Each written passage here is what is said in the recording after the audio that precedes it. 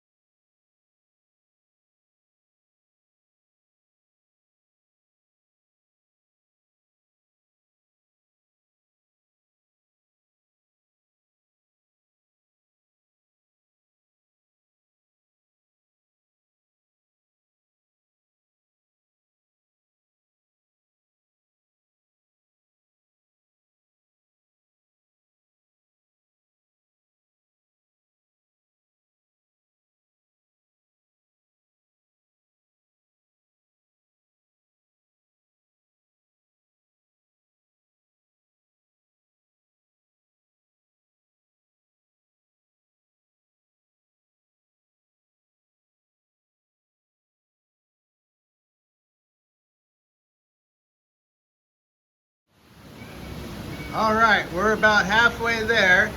Got everything apart. Got that old radiator out. What I found was a little bit of seepage and down in that aluminum core. They had a few misdiagnoses, tried a few other little things. That leak is hard to find, but there it is. All right, back to it.